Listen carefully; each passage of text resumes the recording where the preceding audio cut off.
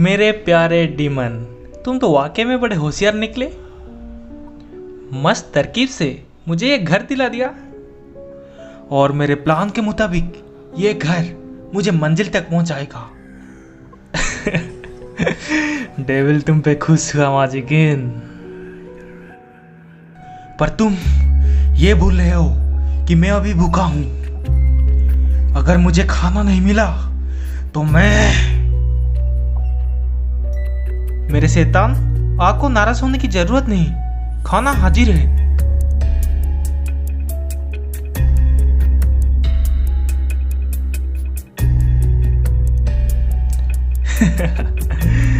अरे वाह, ये तो वाकई में अच्छी है।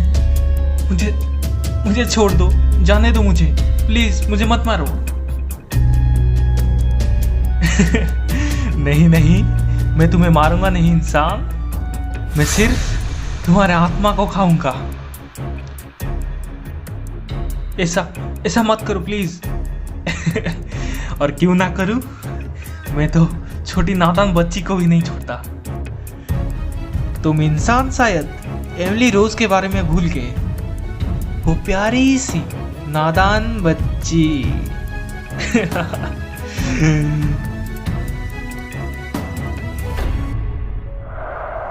ये कहानी जर्मनी में रहने वाली अनेलिस मिचेल की है।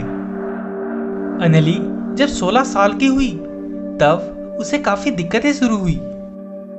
चक्कर आना, किसी भी चीज पर रिएक्ट ना करना, बिना बात के चीखना, नींद में चलना, ये सारी प्रॉब्लम एनेलिस के लाइफ में आम बात हो गई थी। एक रात उसे बहुत ही बुरी तरह से मिर्गी के दौरे पड़ रहे थे और उसका शरीर बुरी तरह कांप रहा था।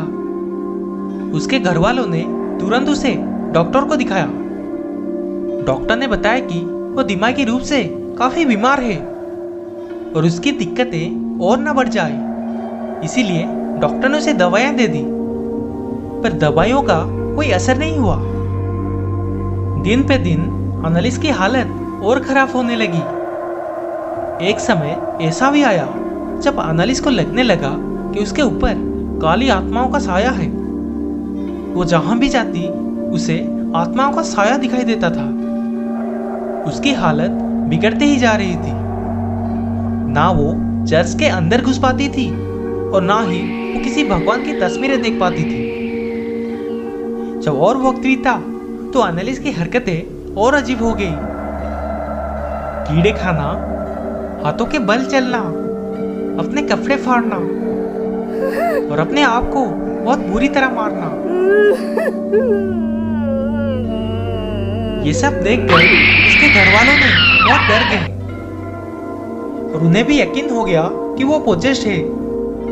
उन्होंने चर्च के प्रीस्ट से मदद मांगी, पर वो मना कर दिए। पर बहुत बुलाने पर जब वो उनके घर गए तो वहां का माहौल देख के वो दंग रह गए। एनेलिस प्रीस्ट को देख के जोर जोर से चिल्लाने लगी और अलग ही भाषा में जोर जोर से बातें करने लगी। ये सब देखकर उन्हें भी एहसास हुआ कि एनेलिस किसी बहुत ही शैतानी आत्मा का पोजेस्ड है और वो उसकी मदद करने के लिए तैयार हो गए।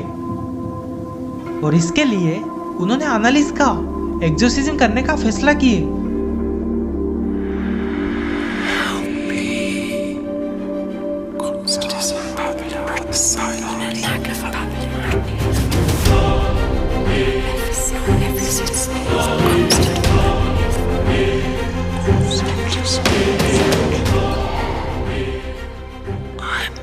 और करीब 10 महीनों तक कई तरह के तंत्र मंत्र से अनलिस के शरीर से उन आत्माओं को भगाने का कोशिश किया गया। शुरुआत में अनलिस को बेड से बांधकर प्रीस्ट ने उन आत्माओं को उसके अंदर से बाहर आने को डराया।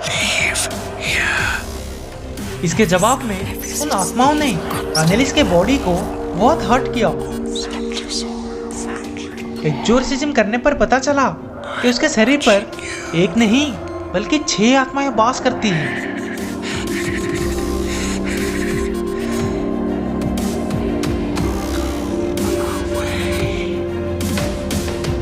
दौरान अनलीस ने खाना पीना छोड़ दिया था और वो बहुत वीक हो गई थी।